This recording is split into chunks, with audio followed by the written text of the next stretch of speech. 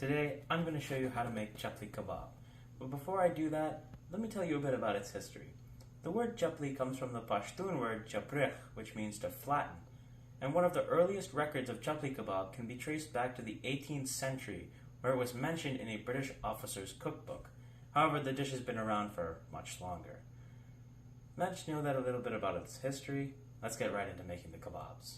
So, you're first going to want to start out with 3 cups of ground beef. You don't want to use lean, you want to make sure there's some fat in this beef. Then you're going to take about 1 cup of onion, 2 tablespoons of cilantro,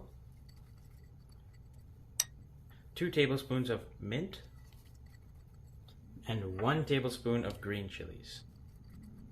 Then for your spices, you're going to want 1 teaspoon of ginger powder, 2 tablespoons of roasted chickpea powder, 1 teaspoon of pomegranate powder, 1 teaspoon of salt, 1 teaspoon of red chili powder, 1 teaspoon of allspice, 1 tablespoon of garlic powder, and 1 tablespoon of coriander powder.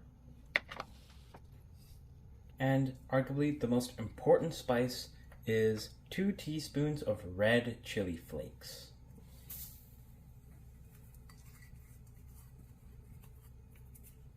Now we're going to start mixing, and so what I'm going to do to lessen the noise is add a towel so that it doesn't make so much noise. And now we're going to start kneading it. So here we go. So while you're mixing, you're going to be able to feel the texture of your ground beef. And if you feel that it's a bit dry, then you can add a fat like butter or ghee, so it does not add moisture. So I'm going to mix it for about 5 minutes so that it's well incorporated. So I'll see you in 5 minutes. Alright, so now you can see all of the spices, all of the ingredients are incorporated. So we're going to let this rest for about 1 hour so the spices can get absorbed into the meat. So I'll see you in an hour. Welcome back. It's been 1 hour and our kebabs are done marinating, so to say. They feel a lot softer now. The surface is much softer. So here's what we're going to do. We're going to start giving shape to our kebab.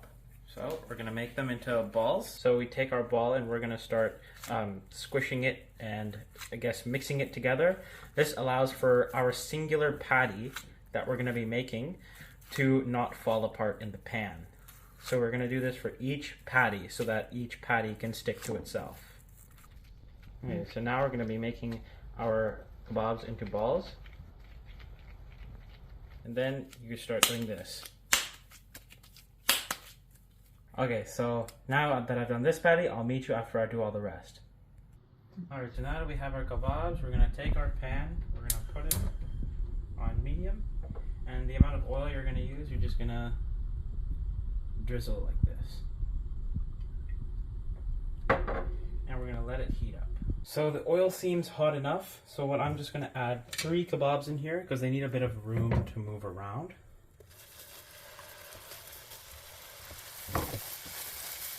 Get some of that oil. I'm just going to let them cook until you start to see. So as you can see, the oil is starting this color, and that means that some of the stuff is coming off of the kebab. So now it's time to flip. They can also smell it cooking. And wow, look at that. It's looking like a beautiful kebab. They've also shrunk up a bit, which is also an indicator that they're ready to flip.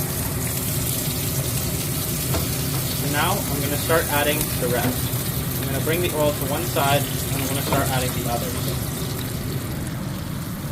I'm just going to add 2. And that's that.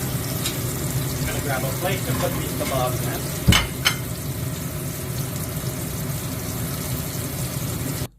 So the frying is done and look at these kebabs. They are beautiful.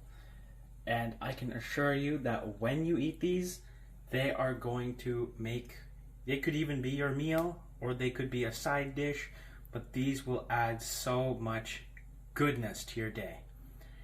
Now, I would recommend you eat these with green chutney because the green chutney complements it very well, or you could eat it on its own. With this out of the way, I hope you enjoy, and thank you for watching.